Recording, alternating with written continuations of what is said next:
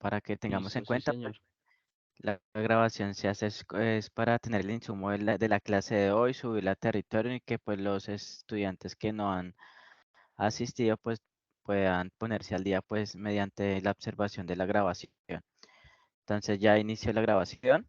De cierta manera voy a compartir pantalla.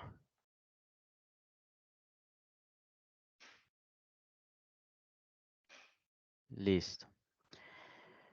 Bueno, voy a ir aquí. ¿Está viendo la guía de aprendizaje?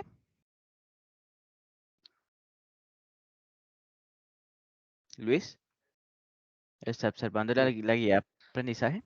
sí, señor, ahí se está viendo. Listo, listo. Entonces, haciendo un resumen, pues estamos abordando el inicio de la de la guía de aprendizaje 5, en donde pues ya realizamos dos evidencias de aprendizaje. La primera de ellas era el cuestionario, que ya debieron de presentar, y la segunda era un taller de sistemas operativos.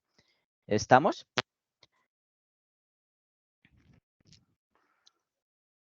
Sí, señor, Listo. estamos bien. Ahorita pues se viene la evidencia 3 de la competencia 220501106 de la guía de aprendizaje 5 denominada informe de levantamiento de requerimientos. Entonces, si vamos aquí a la guía de aprendizaje, nos dice que básicamente esta actividad permite construir el documento de requisitos no funcionales del proyecto, ¿sí? Usando una estructura ordenada y fácil de leer, la cual pues define la arquitectura tecnológica requerida para el requerimiento. Entonces nos dan o nos relacionan una serie de aspectos a tener en cuenta para entregar esa actividad, ¿sí? En primera medida, voy aquí nos dicen, se deben seguir las normas básicas de presentación de un documento escrito, es decir, el documento debe tener como mínimo, es decir, cuando ustedes vayan a entregar esta actividad, deben de realizar una portada, una introducción, un alcance, una lista de requerimientos y una versión del documento, ¿sí? Los requerimientos serán redactados usando pues un modelo de la IEEE 830 y también el modelo de descripción de requisitos por medio de historias de usuario, ¿sí? Entonces aquí nos dicen lo siguiente. Dice, respecto a la lista de requerimientos, se deberá agregar una sección donde se describa cada requisito usando los siguientes elementos del estándar IEEE 830, ¿sí? En donde van a escribir la perspectiva del producto, las funciones del producto, las características de los usuarios, las restricciones, los requisitos funcionales en formato de casos de uso y los requisitos no funcionales, ¿sí?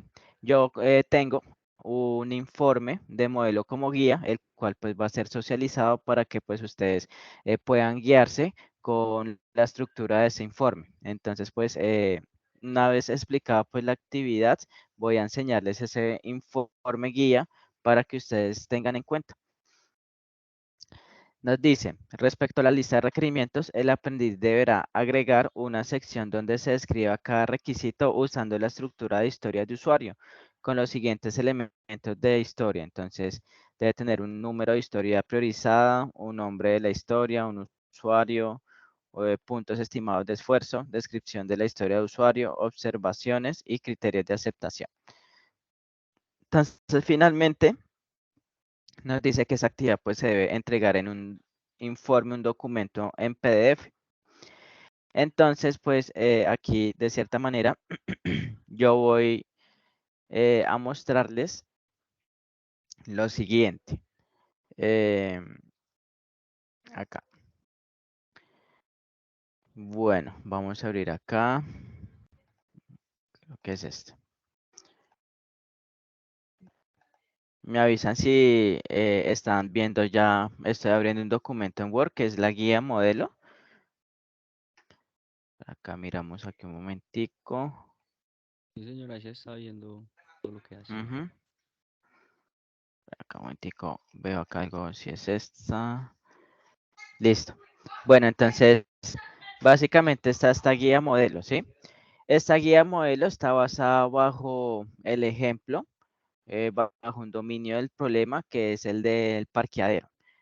Yo con ustedes, pues, de cierta manera, esto es un caso de estudio en donde creo que ya abordé este caso de estudio con ustedes. ¿Me confirma, Luis, el caso de uso del parqueadero? ¿Sí? Profe, pues la verdad yo no recuerdo. Listo, entonces pues básicamente, eh, digamos que esto es un ejemplo enfocado a un caso de estudio, respondiendo a lo que pide la guía, ¿sí? Pero en un caso de estudio del parqueadero, ¿sí? Ustedes esto, esa evidencia de aprendizaje la tienen que enfocar a sus proyectos formativos, ¿sí? Entonces hago la claridad. Digamos que esto es un caso de estudio de parqueadero en donde pues se muestra cómo se piden o cómo se realizan los ítems que está pidiendo esa evidencia de aprendizaje, la evidencia 3, ¿sí? Pero enfocado al caso de estudio del parqueadero. Ustedes lo van a realizar al caso de estudio de sus proyectos formativos, ¿no es cierto? Entonces, pues este es un dominio del problema. Voy aquí a agrandarlo, el cual nos dice que actualmente los conductores de vehículos particulares necesitan utilizar parqueaderos cuando llegan a sus destinos.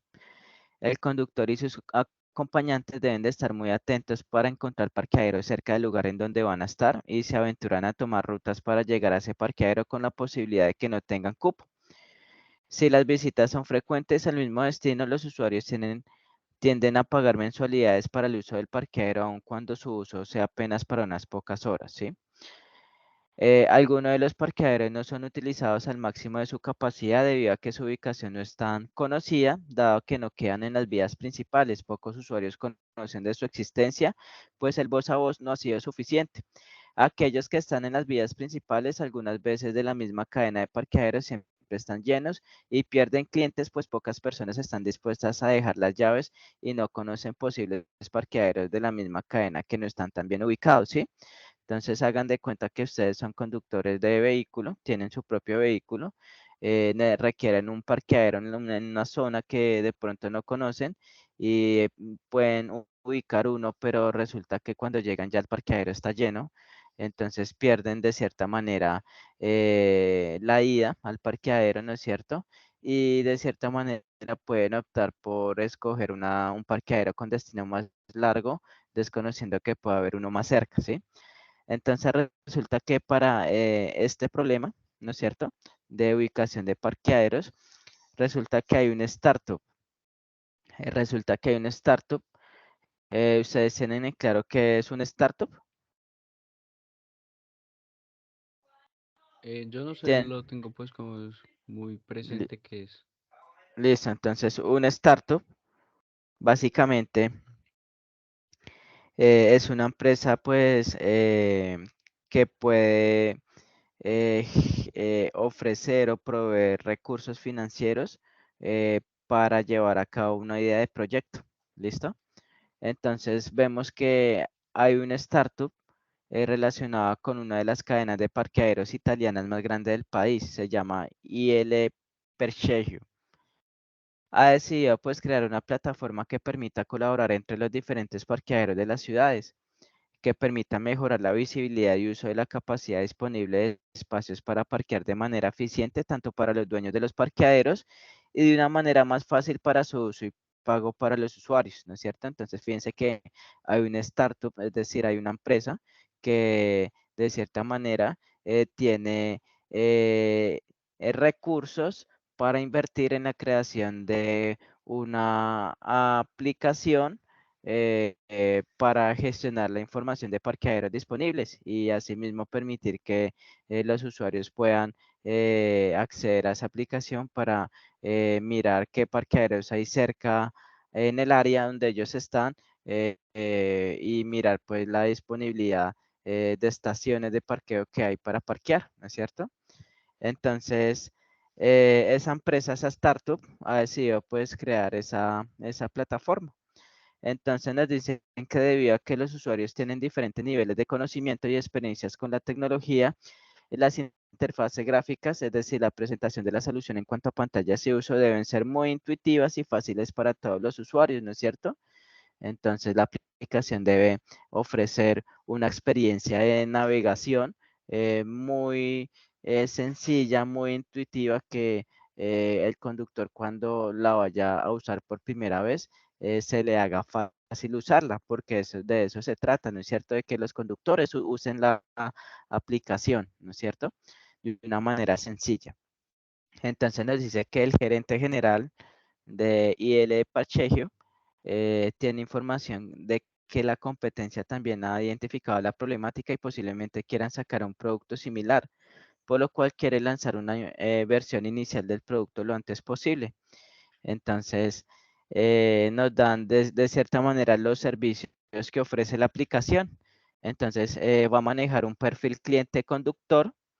Entonces, el cliente conductor tiene derecho a crear una cuenta. Recuerden que los conductores, para acceder a la aplicación, pues deben de crear la cuenta en la plataforma, ¿no es cierto?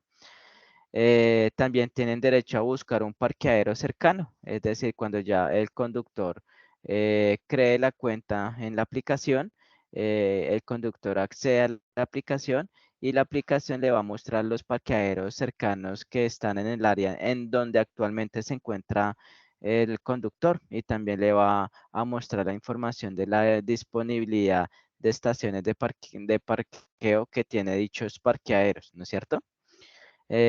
También el conductor tiene derecho a consultar la ruta del parqueadero más cercano, ¿no es cierto? Entonces, pues el conductor, una vez pues haya ingresado, haya creado su cuenta, tiene derecho en la aplicación, el conductor puede buscar el parqueadero cercano y también puede eh, consultar la ruta más cercana para llegar a ese parqueadero, ¿sí?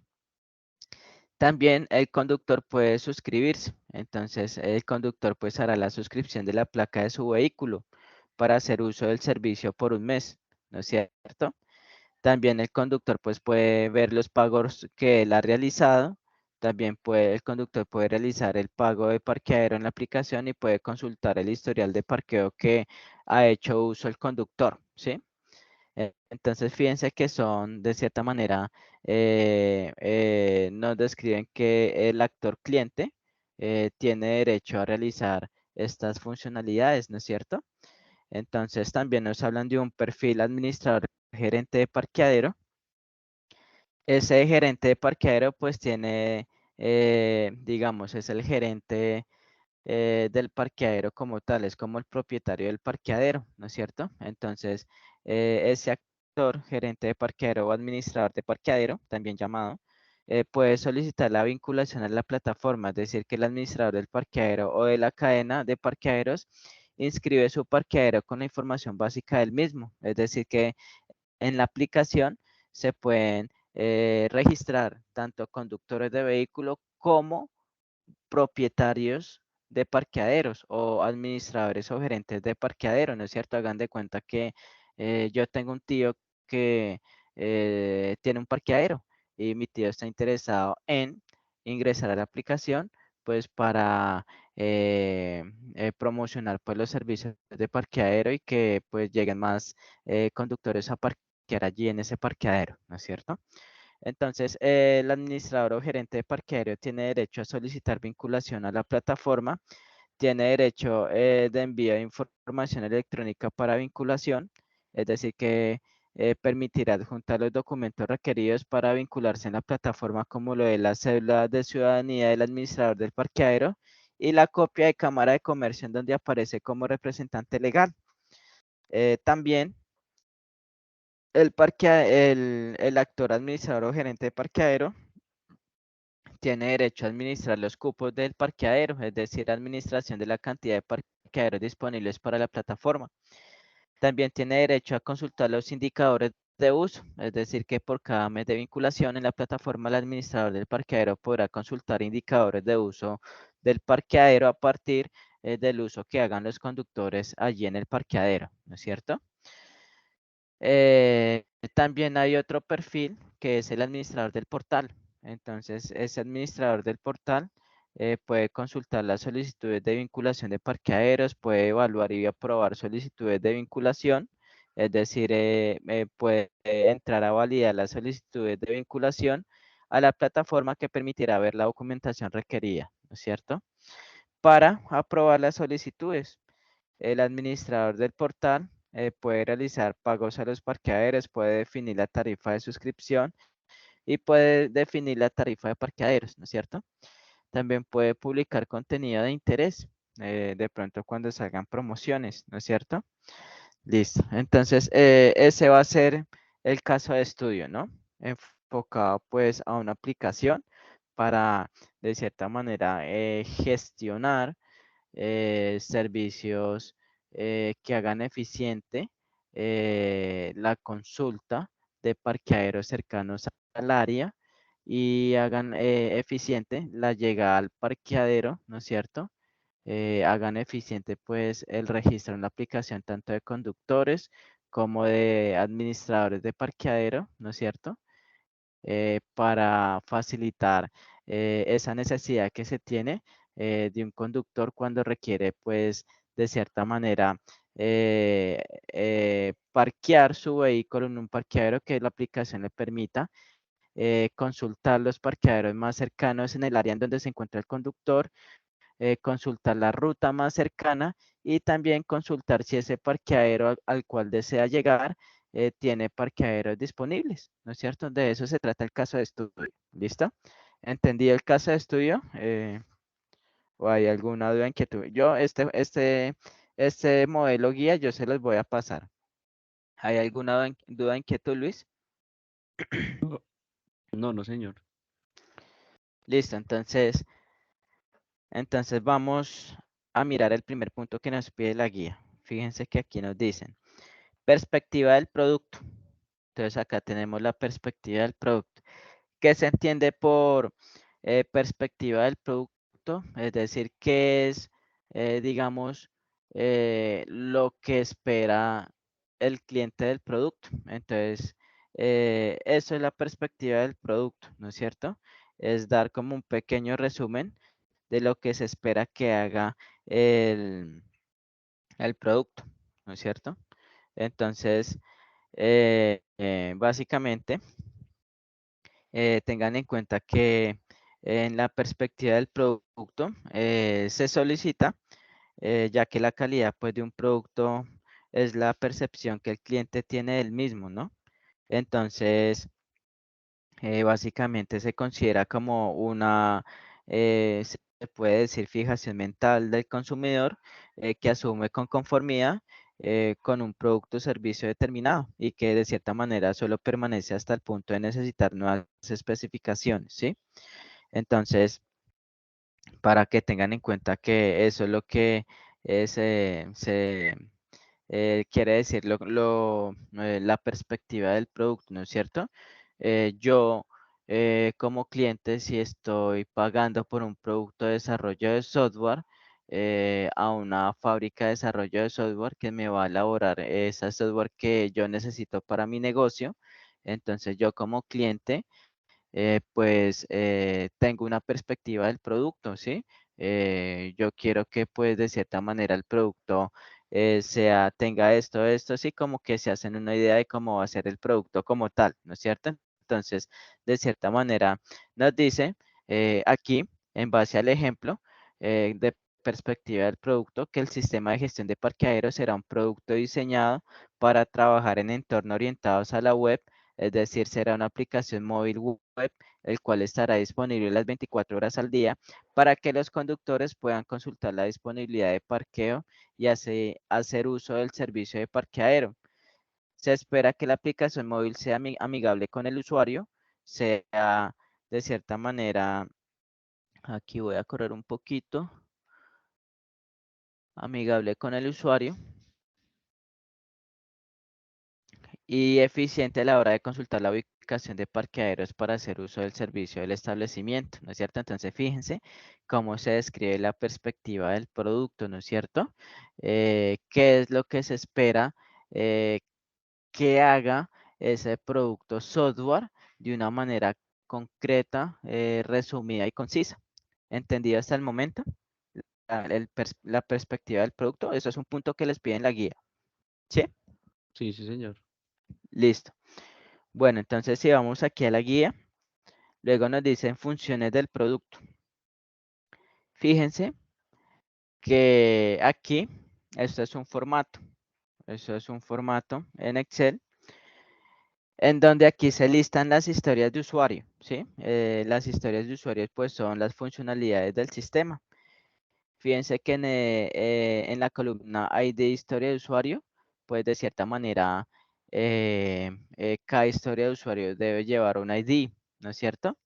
Entonces, hay algo que se llama el Product Backlog, en el cual cuando hablamos de metodologías ágiles de software, básicamente el Product Backlog son los requerimientos funcionales listados de manera prioritaria, ¿no es cierto? Entonces, ¿cómo está conformado este formato? Pues está el ID de la historia de usuario, que es el ID de cada historia de usuario, ¿no es cierto? Está la historia de usuario, que es el requerimiento funcional del sistema, ¿no es cierto? Entonces, como bien sabemos, la historia de usuario pues se redacta, tiene una manera de redactarse, ¿no es cierto? Entonces, por ejemplo, aquí esta primera historia de usuario dice, como usuario conductor, quiero registrar la información básica para hacer uso del servicio del sistema de parqueadero, ¿no es cierto? Entonces, esas historias de usuario se hacen en base al dominio del problema.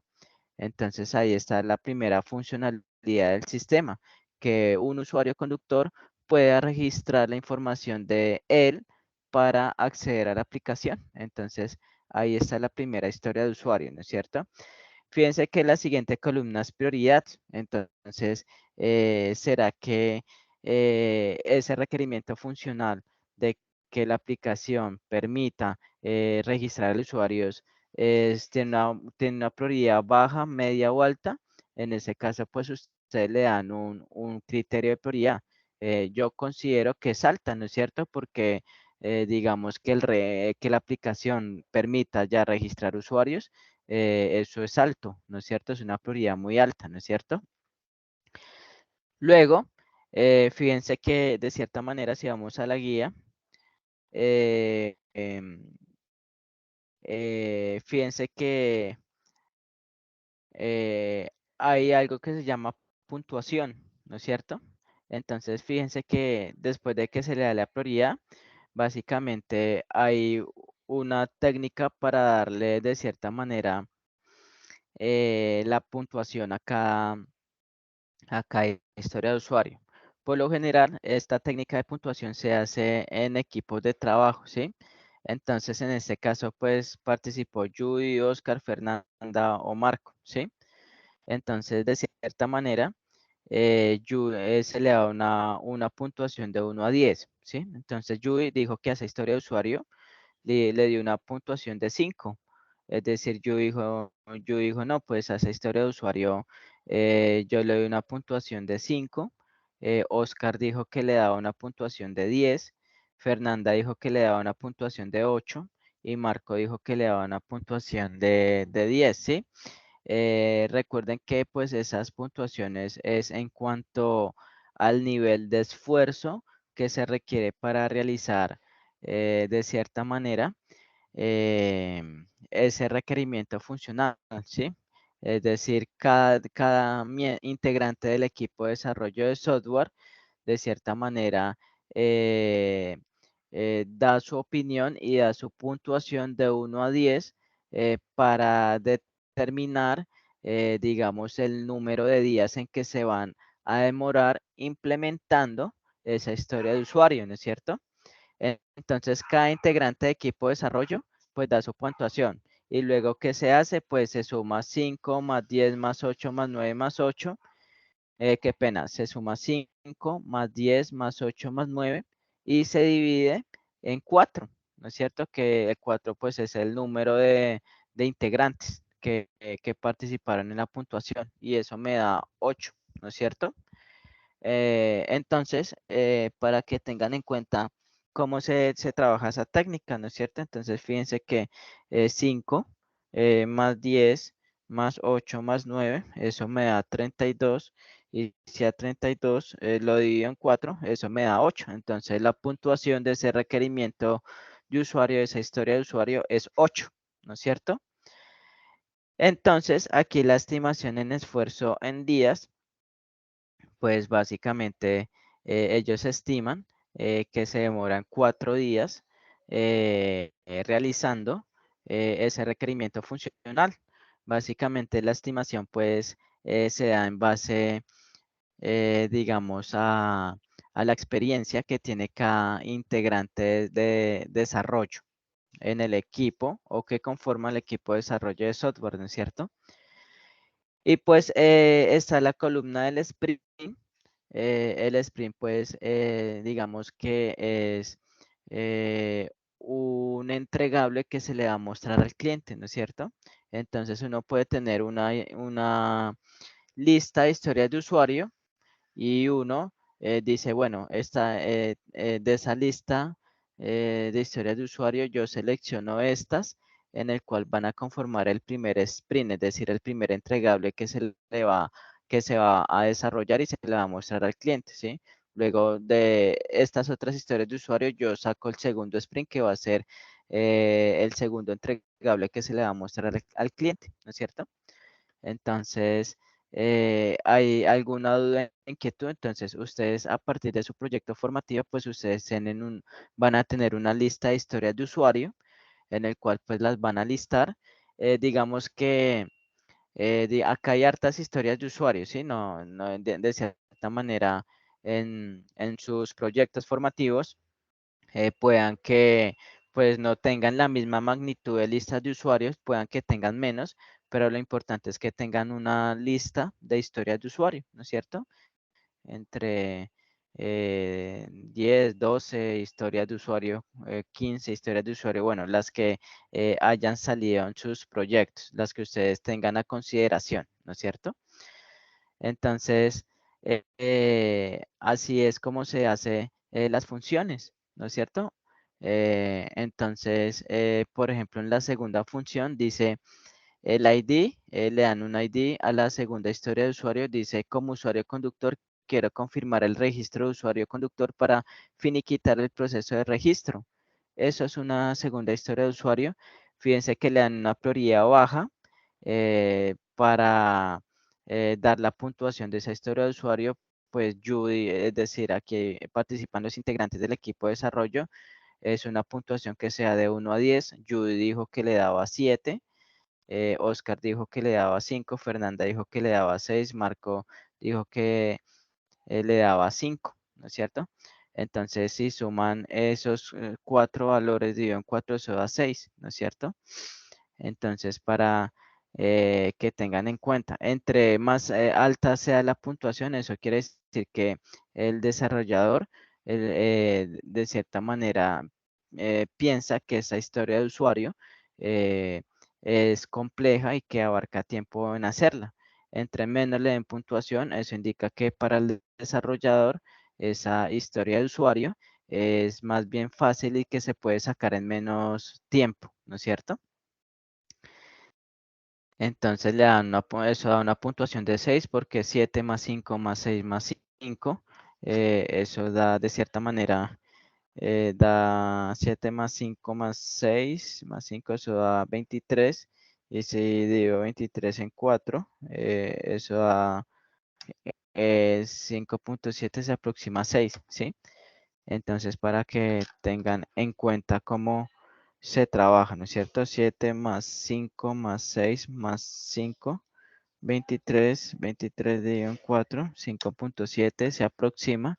Y la estimación en fuerza en días dijeron que era 1, es decir, que para que, digamos, el equipo de desarrollo saque o implemente la historia de usuario de confirmación de registro de usuario, los integrantes de desarrollo dijeron que implementaban esa funcionalidad en un día, ¿no es cierto? Y pues esa funcionalidad hace parte del sprint 1, ¿no es cierto? Entonces, así sucesivamente. Entonces, fíjense que aquí pues ya mirando esto, eh, miramos que la historia de usuario con código o con ID 2.1.2.c, miramos que pertenece al sprint 2, ¿no es cierto? Y también pues hay historias de usuario que pueden pertenecer al sprint 1, al sprint 2 o al sprint 3. Entonces ustedes pues a su criterio van a determinar cuántas historias de usuario les salen en su proyecto formativo y a esas historias de usuario cuántos sprint le van a salir, si le salen un sprint, si le sale un segundo sprint o un tercero sprint, ¿no es cierto? Entonces, ¿hay alguna duda, inquietud con esas funciones? Profe, pues veo que todo lo que es la votación y los Sí, días de esfuerzo, entonces todo queda a criterio del grupo. Nada, sí, pues nada tiene que ser, que yo veía por allá una historia de usuario que tenía calificación en la puntuación de 8 y los días de esfuerzo 7. Entonces tampoco va como relacionado entre la calificación que le da el equipo y los días de esfuerzo. Entonces sí, todo, exacto, todo queda a es criterio de los a integrantes. criterio, sí, a criterio de los integrantes de equipo de desarrollo de software. Entonces, básicamente los integrantes, esos son los integrantes del equipo Scrum, que pues son de cierta manera integrantes que están trabajando en equipo y son desarrolladores de software. Entonces, esas puntuaciones y esa estimación de esfuerzo en días, básicamente los desarrolladores lo hacen en base a la experiencia que ellos han tenido como desarrolladores a partir de 2, 3, 4 años. ¿Listo? Listo, queda muy claro. Ujú. Sí, entonces pues yo les voy a pasar este documento, ¿sí? De pronto, Luis, ¿cuántos, digamos, historias de usuario le salió para su proyecto formativo? No recuerdo bien, pero creo que llevo entre Una 12, aproximación. llevo como ¿Sí? 12 en el momento. Exacto, sí, con esas puede trabajar, ¿sí? Digamos que acá hay hartas, pero pues no se vayan a asustar que si ve que hay hartas, no, hay como yo le pongo que acá hay que más o menos unas 35, ¿sí? Pero no vayan a pensar que porque acá hay 35, entonces ustedes también tienen que tener 35 historias de usuario. No, vuelvo y hago la aclaración. Son las historias de usuario, los requerimientos funcionales que salieron de su proyecto formativo, ¿sí? Como lo dice Luis, aproximadamente le salieron 12, listo, con esas 12 trabajes, ¿sí? Entonces, para que tengan en cuenta eso, ¿listo? Profe, aunque iba muy relacionado, era con lo que nos pedía la instructora. La instructora nos pedía, no, trabajen con 10, aunque los proyectos, si uno va a evaluar, pueden salir muchos más. Exacto, sí. Ujú, Entonces, no sé exacto, si sí. continuamos con los que nos pedían anterior, que eran actividades que nos pedían 5, otras que nos pedían 10, o en Sí, realidad deberíamos sacar la mayoría que pudiéramos. sí, pues digamos que básicamente como pues ustedes ya tienen una lista de requerimientos funcionales, pues pueden trabajar con esas, con las que ya con las de 10. Ujú, ¿listo? Entonces, digamos, yo lo dejo como criterio libre del aprendiz. Si quiere trabajar con las 10, los puede hacer. O si quiere ir más al detalle y quiere sacar más historias de usuario, lo puede hacer. No hay ningún problema. ¿Listo? Entonces le doy Listo, como esas dos opciones. ¿Listo? listo, sí, señor. Ujú, porque pues en la vida real pues van a salir muchos requerimientos, ¿sí? Entonces, tal vez, como esto es en la parte académica, pues para no hacer, digamos, tan repetitivo y extenso el ejercicio, hay instructores que dicen, listo, trabajen nada más 10, ¿sí? Pero pues si el estudiante quiere trabajar más, también lo puede hacer, no hay problema. Ujú, listo. Entonces, luego, fíjense que la guía me dice aquí las características de los usuarios. Fíjense, aquí ya abarcamos perspectiva del producto, ¿no? Abarcamos funciones del producto, ¿no? Ahorita vamos a abarcar esto, características de los usuarios. ¿Qué son las características de los usuarios? Pues básicamente brindar una descripción de los actores que interactúan con la aplicación. Entonces, fíjense que sea una descripción breve, concisa, clara, corta, entendible, comprensible, de fácil lectura, ¿no es cierto? Entonces, fíjense, característica del usuario conductor. Entonces, fíjense que yo acá digo, conductor, del vehículo, el cual hace uso de la aplicación móvil del parqueadero para consultar disponibilidad de zonas de parqueo y hacer uso del servicio. Entonces, sí ve que es una descripción fácil, ¿sí? Entonces, aquí pues yo también puedo añadirle el conductor, el cual hace uso de la aplicación móvil del parqueadero para registrarse en la aplicación para consultar la disponibilidad de zonas de parqueo y hacer uso del servicio. Entonces, es una descripción fácil. Permítame en un momento.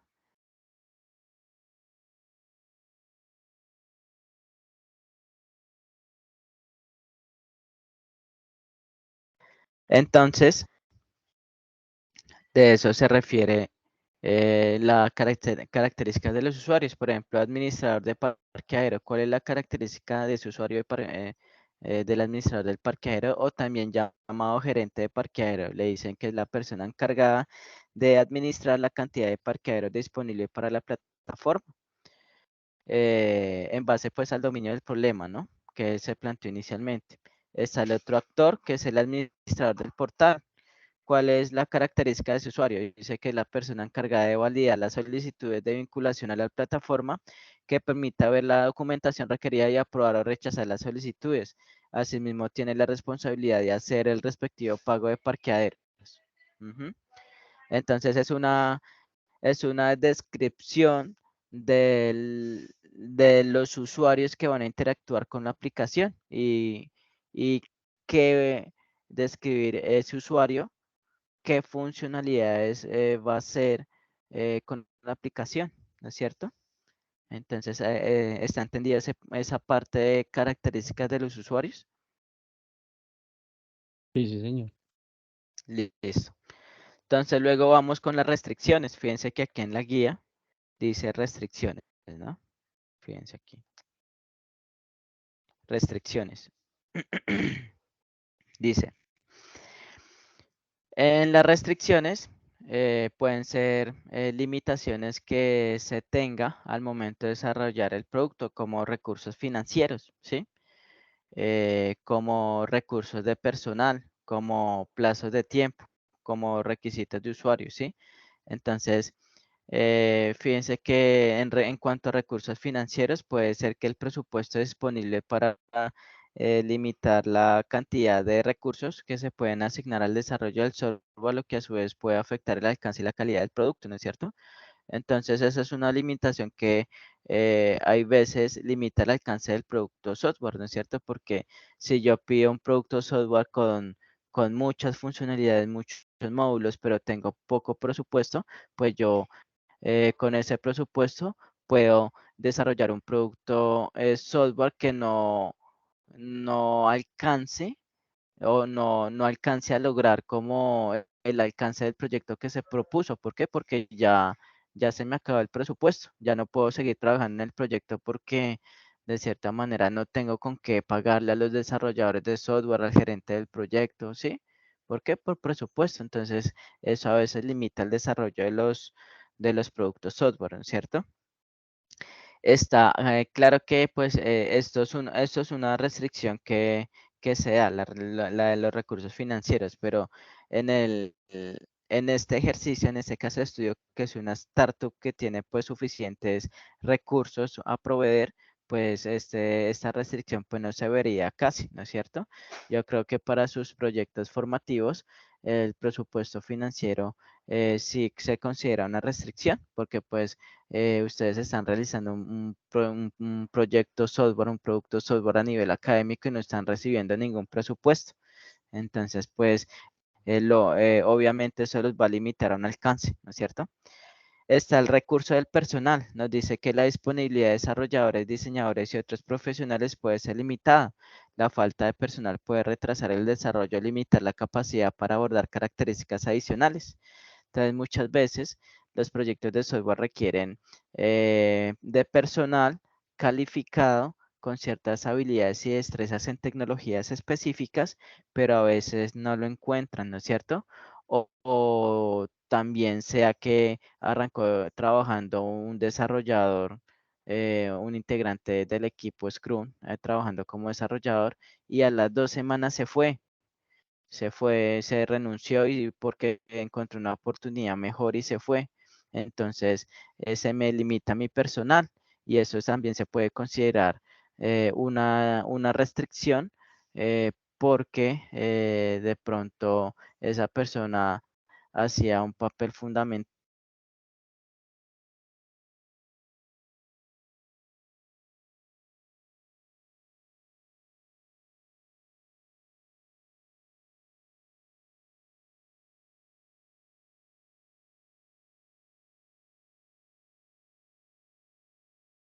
¿No es cierto? Sí, ¿me están escuchando? Qué pena, Luis. Profe, le cortó Sí. la Pero comunicación ya un me está momento. escuchando bien, ¿sí? Sí, sí, señor. Listo, entonces estaba diciendo que pues el recurso del personal también es una limitación, ¿sí? Porque si me hacen falta desarrolladores en un producto software, pues yo voy a tener una limitación, ¿no es cierto? Y en el tiempo que se estableció para el desarrollo del proyecto, pues no voy a lograr el alcance, ¿sí? Porque se puede dar la limitación del personal porque de pronto eh, eh, de los integrantes de desarrollo de software a veces renuncian a su cargo porque hay otras posibilidades mejores, entonces eso me afecta a mi proyecto o porque de pronto para conseguir esos perfiles específicos en manejo de tecnologías específicas no lo hay, ¿no es cierto? Entonces, eso se refiere a recursos de personal, ¿no? También los plazos de tiempo. También eso se considera una restricción, ¿sí? Si nos dicen, ese proyecto lo tienen que terminar, digamos, el 1 de diciembre, ¿no es cierto? Entonces, pues ahí yo ya tengo una limitación porque eh, tengo que entregar el proyecto a esa fecha y no hay más plazo, ¿no es cierto? O puede que llegue la fecha final de entrega del proyecto y todavía no he terminado los artefactos del sistema. Entonces, eso se considera una limitación, ¿no es cierto? Hay limitaciones como son los requisitos del usuario, que son pues las necesidades y expectativas del usuario. Pueden imponer restricciones en términos de funcionalidad, interfaz de usuario y rendimiento, ¿no es cierto? Entonces, si el usuario dice, no, yo quiero que la interfaz de registro sea azul con color verde. Eso es una limitación que el usuario le está poniendo pues al proyecto, ¿no es cierto?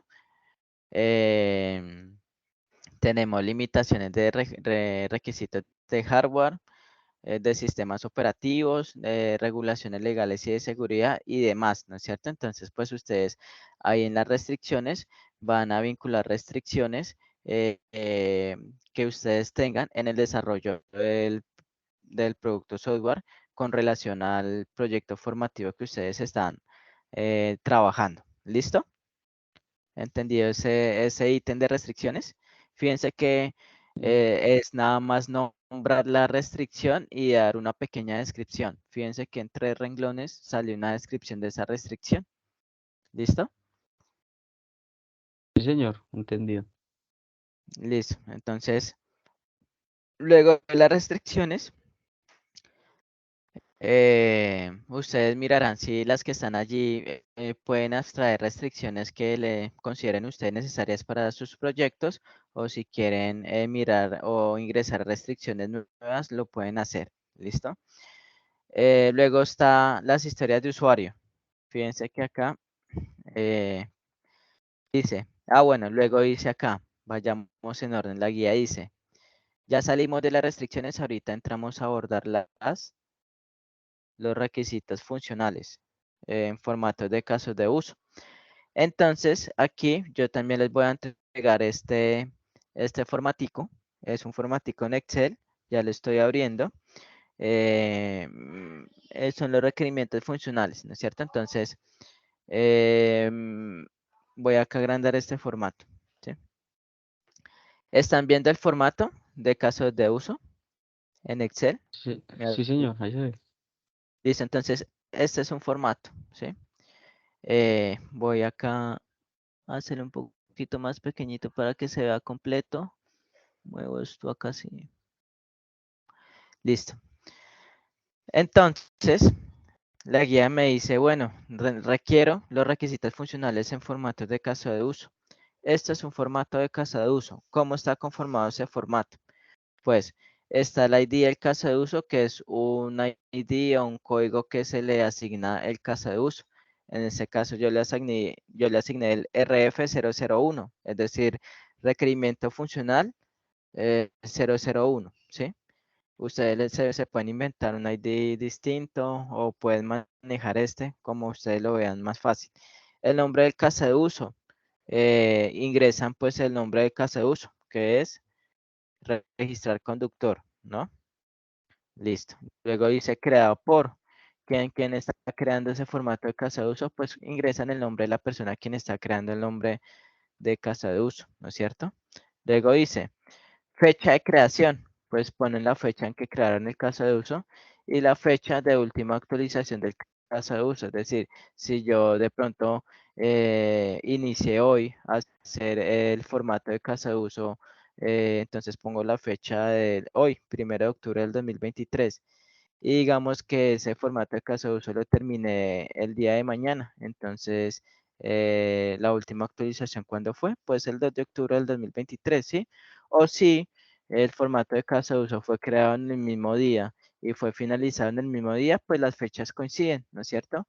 O si de pronto se creó el formato de caso de uso hoy y a la semana se dieron cuenta que sufrió una actualización, pues le ponen la fecha de actualización. ¿Listo?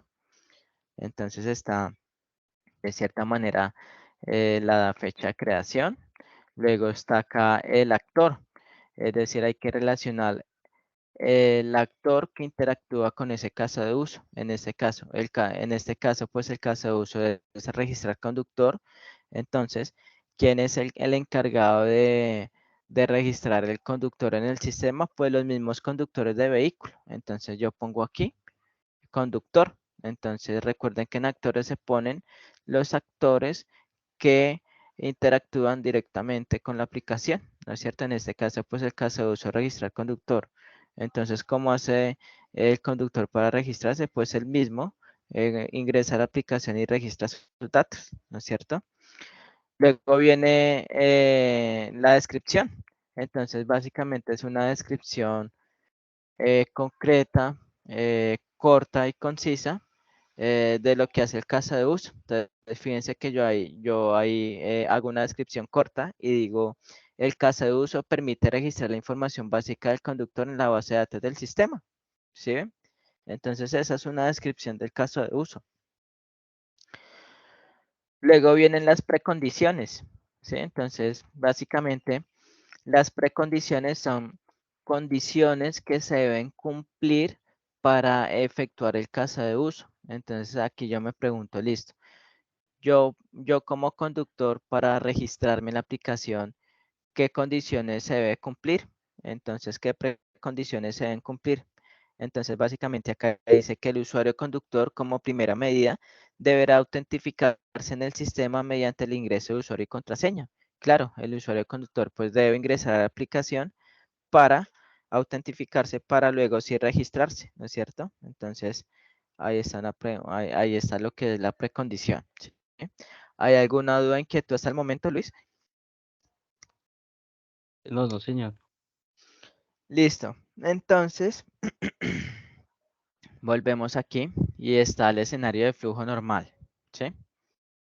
El escenario de flujo normal básicamente tiene una característica y es describir el paso a paso de cómo funciona ese requerimiento funcional, esa funcionalidad del sistema.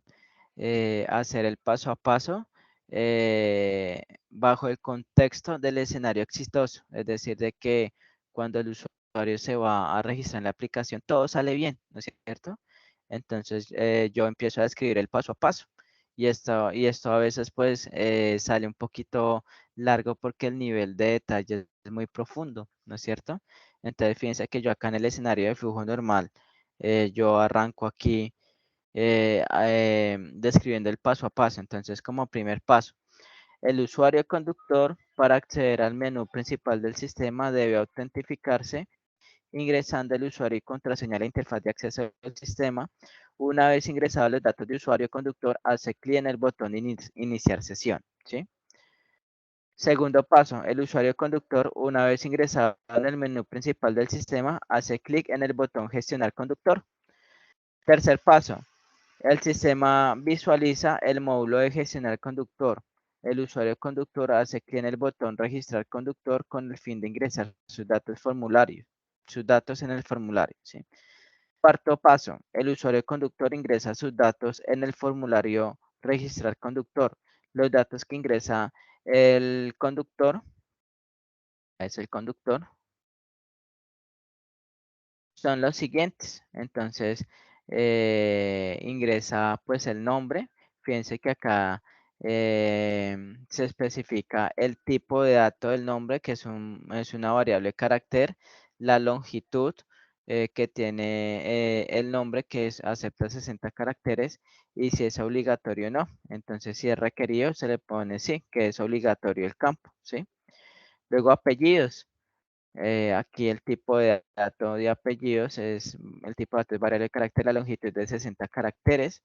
Y pues el apellido es obligatorio que lo ingrese pues el conductor al momento de registrarse. Luego va el tipo de identificación. El tipo de identificación pues es un tipo de dato variable de carácter de longitud de 2 caracteres porque el tipo de identificación es CCC, OTI, OCE, ¿sí?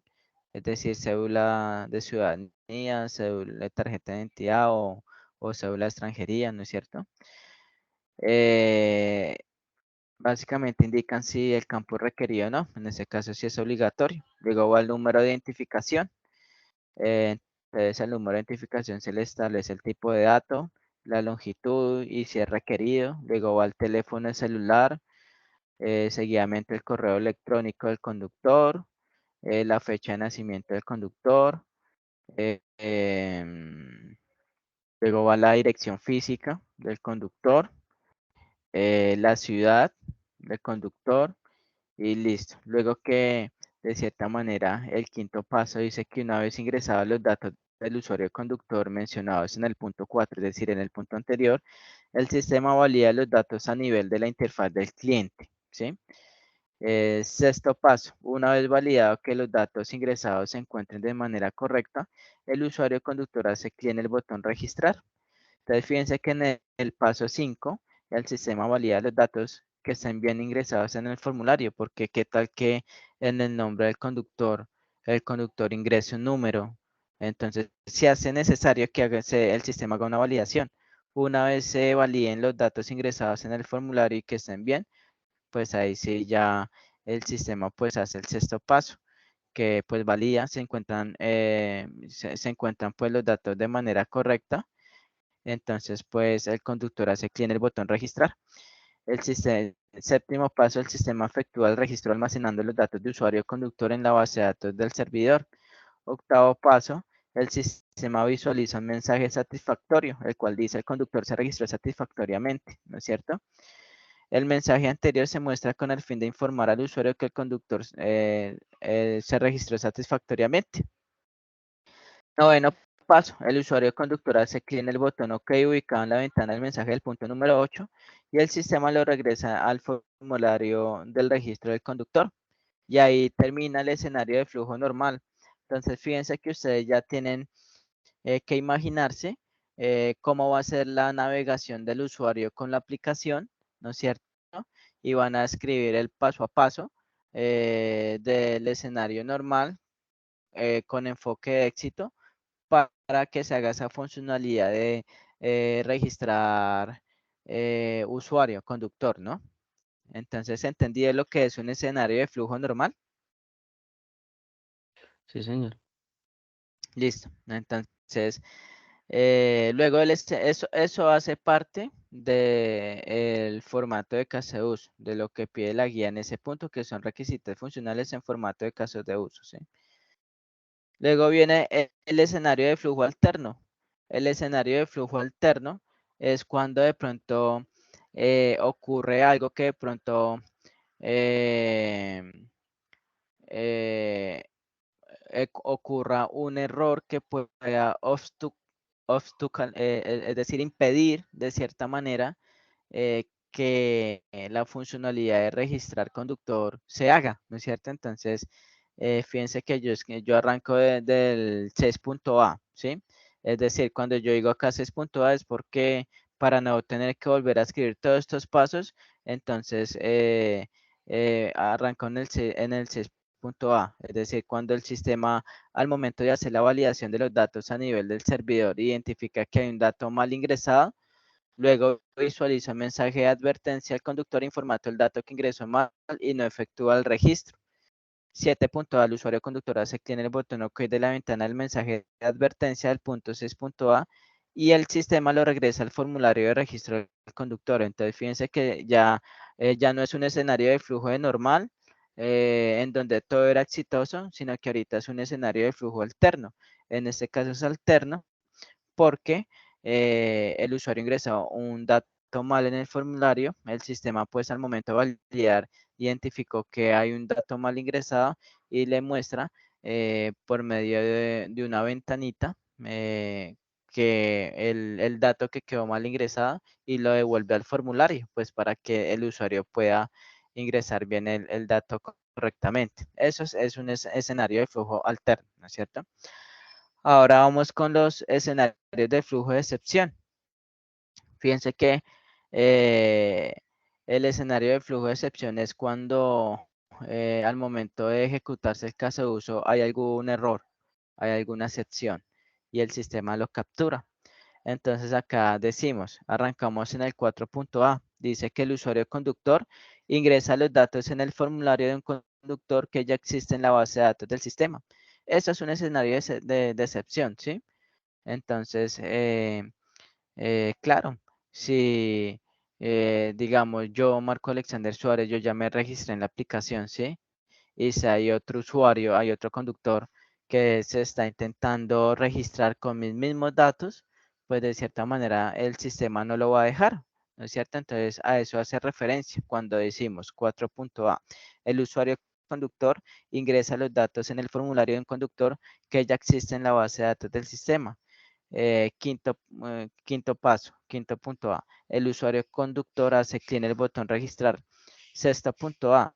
El sistema valida al usuario a registrar y encuentra que ya existe en la base de datos del sistema. 7.a. El sistema no efectúa el registro en la base de datos del sistema y visualiza un mensaje de advertencia informando. El conductor que intenta registrar ya existe en la base de datos. 8.a. El usuario conductor hace clic en el botón OK ubicado en el mensaje de advertencia del punto 7.a y el sistema lo regresa al formulario registrar del conductor. Luego, pues existe también otra excepción. Entonces arranco del 4.b. Cuando yo arranco del 4.b, eso quiere decir que estoy acá en el tercero. El sistema visualiza el módulo de gestionar conductor. El usuario conductor hace clic en el botón registrar conductor con el fin de ingresar los datos del formulario, ¿no es cierto? Entonces, cuando llego aquí 4.b es porque, de cierta manera, acá, es porque de cierta manera estoy ingresando, paso al 4.b como tal. Entonces dice lo siguiente, el usuario conductor ingresa los datos en el formulario de manera incorrecta y deja algunos campos de texto vacíos en el formulario. 5.b, el usuario conductor hace clic en el botón registrar. 6.b, el sistema valida el usuario registrar y encuentra que hay datos mal ingresados y campos vacíos en el formulario. 7.b, el sistema no efectúa el registro en la base de datos del sistema y visualiza un mensaje de advertencia informando el dato mal ingresado y el campo que hizo falta por diligenciar. 8.b, el usuario conductor hace clic en el botón OK ubicado en el mensaje de advertencia del punto 7.b y el sistema lo regresa en el formulario registrar conductor con el fin de corregir los datos mal ingresados e ingresar los datos que hacen falta. Y ahí termina, ¿sí? Entonces, fíjense que en los escenarios de excepción se ponen esas excepciones cuando de cierta manera el usuario trata de ingresar datos que ya existen en la base de datos, en este caso los datos de un usuario que ya existe, o cuando el usuario conductor eh, deja campos vacíos o ingresa datos incorrectos en el formulario, ¿no es cierto? Entonces, esos son los escenarios de excepción, ¿no es cierto? Entonces, ¿hay alguna duda, inquietud, Luis? No, no, señor. Listo. Y finalmente, para finalizar el formato, está la postcondición. La postcondición es describir una vez se haya realizado el caso de uso satisfactoriamente, qué hace el sistema. Entonces, la postcondición en este caso, como estamos en el caso de uso registrar conductor, pues sencillamente una vez que se registra, la postcondición va a hacer que el sistema visualice un mensaje exitoso como el siguiente: el conductor se registró satisfactoriamente. Lo anterior con el fin de informar la correcta ejecución de la operación llevada a cabo. Y esa es la postcondición. ¿Listo? Entonces, eso es un claro ejemplo de, de un requerimiento funcional en un formato de caso de uso, ¿no es cierto? Entonces, este material yo se los voy a pasar. Aquí yo les doy ejemplos también de otro caso de uso, en este caso de registrar vehículo, ¿no es cierto? Y también hay otro ejemplo del caso de uso, consultar la mejor ruta del parqueadero. Es como, de cierta manera, para que ustedes lo miren y se guíen al momento de realizar eh, ese punto enfocado a sus proyectos formativos, ¿no es cierto? Listo. Entonces, de cierta manera, ya está requisitos funcionales en formatos de casos de uso. La idea es que ustedes pues hagan este formatico en Excel y peguen la tablita, la peguen en el documento, porque ustedes finalmente van a presentar un documento en PDF con todo lo que piden ahí en esa evidencia. ¿Listo? Entonces hago la aclaración, aunque yo les voy a pasar eso en Excel, ustedes pues si les parece bien lo hacen en Excel, copian la tablita y la pegan en el documento, ¿no es cierto? Porque ustedes finalmente me van a entregar un documento en PDF con todo lo que se pide. ¿Listo? Listo. Luego dice aquí, requerimientos no funcionales, ¿sí? Entonces, fíjense que las restricciones más requisitos funcionales en formatos de caso de uso. Yo voy a hacer lo siguiente. Yo voy a copiar esto acá. Y como yo les voy a pasar esto, entonces después de las restricciones va esto. Aquí se les voy a pegar, ¿sí? Les voy a poner aquí en grande. Pongámosle un Arial 20. Pongámosle, no, pongámosle 18. Entonces yo le voy a poner aquí, les voy a poner así. Aquí van los requisitos funcionales en formato de casos de uso. Es decir, pegan los formatos de requisitos funcionales realizados en Excel. En Excel.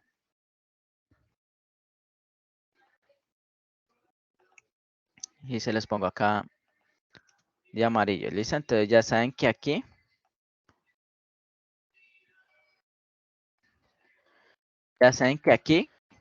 van los requisitos funcionales en formatos de casos de uso. ¿Listo? Para que pues entreguen el trabajo ordenado, ¿no? Luego dice requisitos no funcionales. Aquí en este mismo formato hay una pestaña que dice requerimientos no funcionales. Voy acá primero a mover esto acá, sí. Listo. Listo. Entonces fíjense que eso es un formato de requerimientos no funcionales, ¿sí? Permítame en un momento, por favor.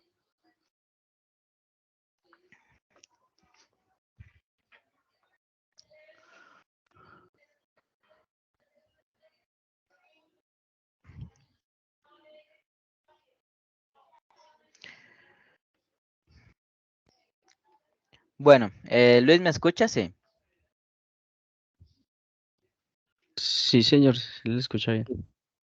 Listo, entonces vamos con los requerimientos no funcionales, que es lo que pide aquí esa evidencia, ¿sí? Dice lo siguiente. Sabemos que los requerimientos los requisitos funcionales son las funcionalidades del sistema, es decir, qué es lo que hace el sistema, ¿no es cierto? Los requerimientos funcionales no son funcionalidades del sistema, son de cierta manera características que debe cumplir el sistema, ¿no es cierto? Entonces, para que tengamos en cuenta la diferencia entre requisitos funcionales y requisitos no funcionales, ¿no? Entonces, fíjense, de cierta manera, que básicamente los requisitos no funcionales son de cierta manera como restricciones impuestos en el sistema, ¿no es cierto? Entonces, hay muchos requisitos no funcionales como requisitos de rendimiento, de disponibilidad, de durabilidad, de estabilidad del sistema, de accesibilidad, de adaptabilidad, de capacidad, de integridad de datos, ¿no es cierto?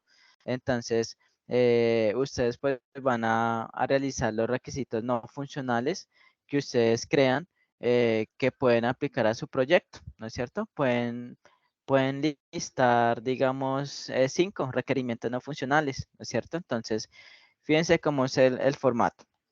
Arrancamos con el número de requisito no funcional, en este caso digo que es 1.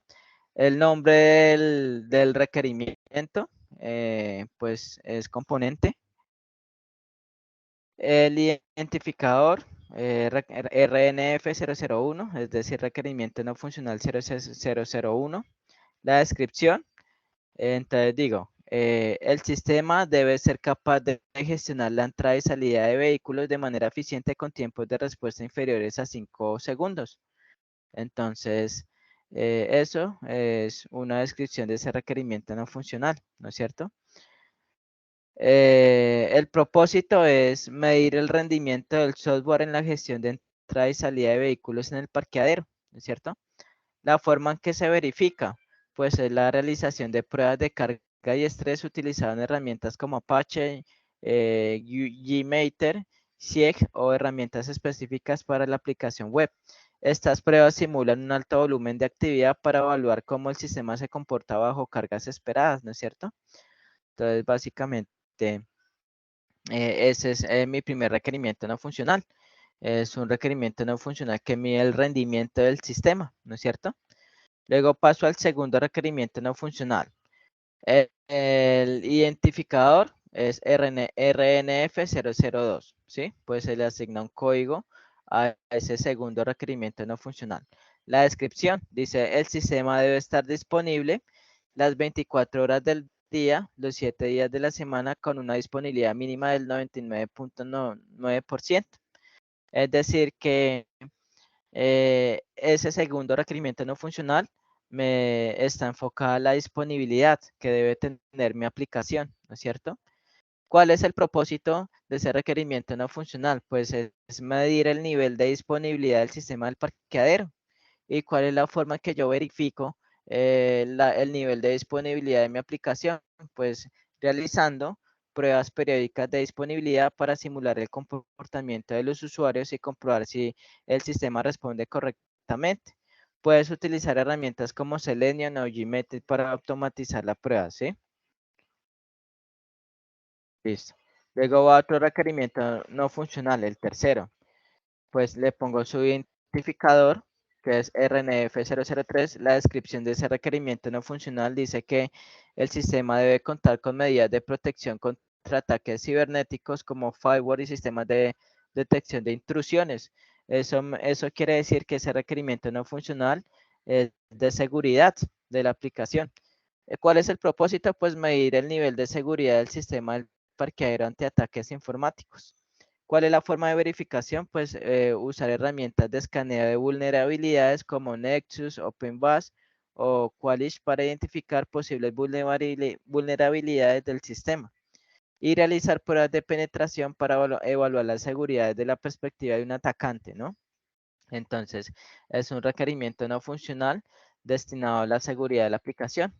Está este último, requerimiento no funcional, cuyo código, cuyo identificador es RNF004 y nos dice que el sistema debe ser escalable para manejar un aumento en un número de usuarios y vehículos sin degradación significativa del rendimiento.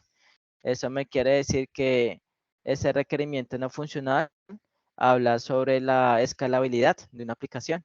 ¿Cuál es el propósito? Pues medir el nivel de escalabilidad. Acá se me fue mal escrito la palabra. Escalabilidad del sistema de parqueadero ante nuevos módulos y actualización que requieran en un futuro. ¿Y cuál es la forma de verificación? Pues medir el tiempo de respuesta de las solicitudes o transacciones del sistema durante las pruebas de carga, ¿no es cierto? Entonces, pueden hacer 4 requerimientos no funcionales, ¿no es cierto? Los que ustedes consideran que salen, ¿no es cierto? Entonces, así es el formatico, ¿listo? Listo, entonces, de cierta manera, aquí, en nombre de requerimiento, estoy dándome cuenta que acá me falta una columna en el cual, véngaselas aquí ajusto de una vez, acá combinar y centrar, acá combinar y centrar, ¿sí? ¿Por qué? Porque este es el nombre de requerimiento. Este va a ser nombre de requerimiento. Vamos a ponerle aquí de rendimiento, ¿sí? Rendimiento. Este va a ser acá. Pongamos acá. Nombre de requerimiento no funcional, ¿no? Acá va a ir otro. Este segundo es de qué? De disponibilidad, ¿no? Ponemos aquí un momentico. Se va a hacer de disponibilidad. ¿Listo? Rendimiento, disponibilidad. Luego en la tercera aquí añado otra columnita porque se me había olvidado ingresarle el nombre del requerimiento. Entonces aquí combinar y centrar, aquí tan, combinar y centrar, aquí copio nuevamente nombre del requerimiento. Estamos ya en la tercera, aquí. Entonces este nombre del requerimiento, este es el de seguridad. Vamos a poner seguridad. Seguridad. Y aquí este último, ingresamos nuevamente a insertar. Entonces acá tenemos ese aquí, combinar y centrar. Combinar y centrar. Combinar y centrar. Acá 3, aquí 4, aquí no. Acá es nombre del requerimiento.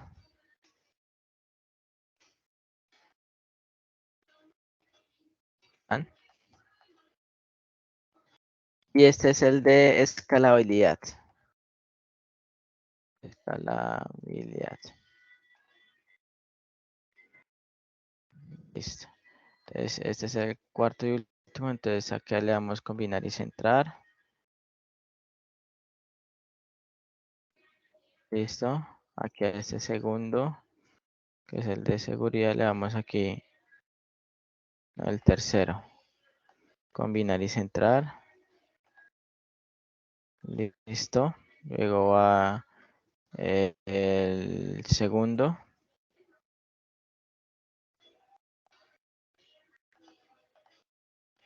Y va el primero, que es el de rendimiento. Listo. Listo, ya que había arreglado. Listo, entonces fíjense que esos son requerimientos no funcionales, ¿no es cierto? Para que tengamos en cuenta que también es importante nombrarlos, porque la mayoría de veces nos enfocamos en los requerimientos funcionales, que son las funcionalidades del sistema, es decir, qué es lo que hace mi sistema, y no tenemos en cuenta que también es necesario describir los requerimientos no funcionales, que básicamente son características, se puede decir, externas que deben tener nuestro sistema, ¿no es cierto? Es decir, hacer referencias a restricciones o requisitos impuestos por el sistema, ¿no es cierto? El cual de cierta manera se ocupan de problemas como la escalabilidad, mantenibilidad, rendimiento, portabilidad, seguridad, confiabilidad, y muchos más. Ustedes los pueden consultar. ¿Listo? Entonces, ahí está. ¿Listo? Entonces, ya con eso, damos respuesta a los requerimientos no funcionales. Luego nos dicen acá, respecto a entonces aquí yo les voy a escribir, ¿sí? Después de esto,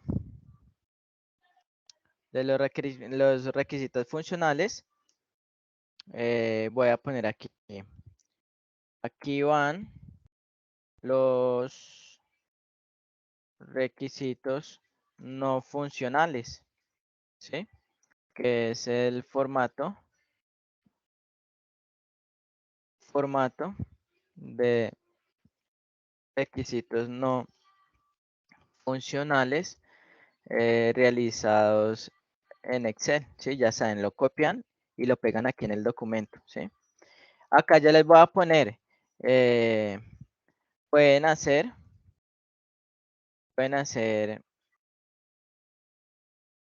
cuatro requisitos no funcionales, ¿sí? Y aquí, en estos requisitos funcionales, voy a ponerles, les voy a poner que hagan unos 7, 8, ¿sí? Pueden hacer 7, 8 formatos de casos de uso, ¿no? Casos de uso, ¿listo? Entonces aquí yo pongo esto de amarillo. Aquí yo voy a poner esto.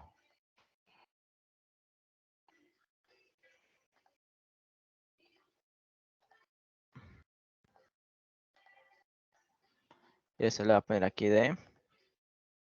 ¿Listo? Entonces ya saben que en esa sección pegan los requisitos funcionales. Debajo de los requisitos funcionales van los requisitos no funcionales. ¿Listo? Entonces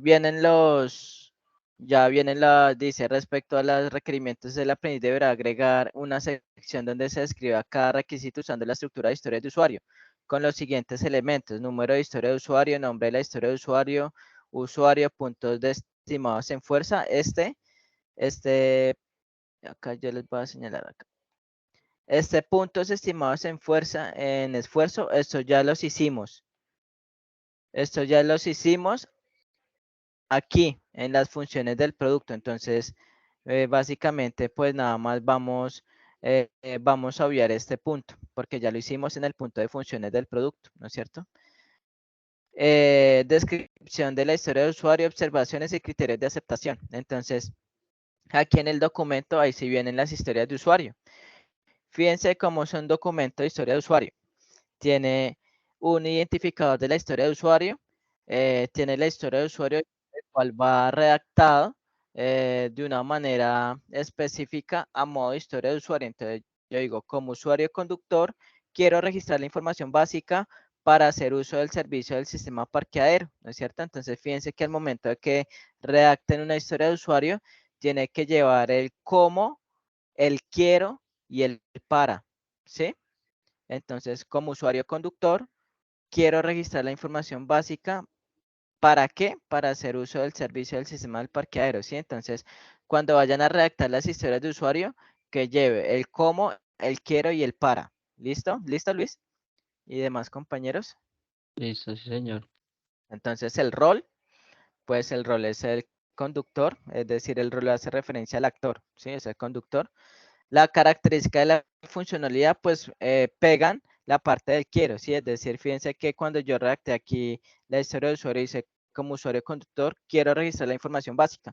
Entonces, en la característica de la funcionalidad la lleva esa parte del quiero, ¿sí? Porque ¿cuál es la funcionalidad de esa historia de usuario? Pues quiero registrar la información básica. Esa es la funcionalidad. Entonces, aquí la pegan. Quiero registrar mi información básica, ¿no es cierto? La razón o resultado, pues es el para, ¿no es cierto? Entonces pegan la sección del para, que acá está, para hacer uso del servicio del sistema del parqueadero, ¿sí ve? Entonces por eso es importante que redacten bien la historia de usuario. Entonces, Fíjense que acá va de cierta manera los criterios de aceptación, que es describir, digamos, el paso a paso para realizar esa funcionalidad de registrar la información básica del conductor, ¿no es cierto? Entonces es un paso a paso, pero con la diferencia es que aquí en formato de historia de usuario, ese paso a paso no va tan descrito profundamente, ¿sí? Sino que pues va el paso a paso, pero no va tan detallado, ¿sí? Como lo hicimos en el formato de caso de uso, que sí va muy bien detallado, ¿sí? ¿Listo? Ese es el criterio de aceptación, escribir el paso a paso, ¿sí? Y luego aquí va, pues otro ejemplo de historia de usuario. Entonces yo, aquí pues ustedes se pueden guiar, fíjense en esta historia de usuario. Dice, como usuario conductor, quiero confirmar el registro de usuario conductor para finiquitar el proceso de registro. Entonces, el rol es el conductor. La característica o funcionalidad es, quiero confirmar el registro del usuario conductor. Y la razón o resultado es para finiquitar el proceso de registro, ¿sí? Entonces, eso es, de cierta manera, lo que nos pide este último punto de la guía, ¿sí? La historia de usuario con el número de historia priorizada, que es el código, el nombre de la historia que ya lo tenemos, el usuario, que es el rol, ¿no es cierto? La puntuación de estimados de esfuerzo ya lo hicimos aquí en las funciones del producto, la descripción de la historia de usuario, de cierta manera, pues ya la estamos haciendo con la historia de usuario. Observaciones, pues esto no es necesario, pues de cierta manera hacerlo porque es en el caso si se aplica, ¿sí? Y el criterio de aceptación, que ya lo tenemos ahí. Entonces, eso es lo que pide ese punto, ¿sí? Como pueden ver, pues pide bastante cositas, pero estas guías modelos que les voy a pasar les van a servir de mucho para usarlo como insumos y orientarlos para que ustedes hagan el documento que les solicita en base a los proyectos formativos que ustedes vienen haciendo. ¿Listo? Entonces, yo les voy a pasar primero esta guía modelo, el documento en Word de la guía modelo, ¿sí? Segundo, les voy a pasar el formato en Excel donde hay unos ejemplos de requerimientos no funcionales y requerimientos funcionales, ¿no es cierto? Y ya con eso, pues ustedes pueden realizar esa actividad, ¿no es cierto? Yo les voy a subir la grabación, les voy a habilitar el espacio virtual para que una vez terminen la actividad, pues la suban y les voy a dar la fecha de entrega, ¿no es cierto? Esta entrega está realizada para realizarse el jueves 5 de octubre antes de la medianoche. ¿Listo? ¿Listo, Luis? Listo, sí, señor. Listo. Entonces, pues creo que pues ya teniendo pues estos insumos, esta explicación, considero pues que ya tienen insumos suficientes para enfrentarse a esa actividad. No sé si Luis tenga alguna duda o inquietud. No, pues veo que el trabajo es un poquito Sí. larguito, pues, Ujú. y no sé, claro que la actividad sigue estando disponible después de la fecha Sí, que usted claro, sí, propuso de entrega. porque sí, claro, porque yo siempre configuro con entrega tardía, ¿sí? Ok, Entonces, si se pasa de la fecha, el aprendiz puede cargarla. ¿Listo? listo, listo, profe.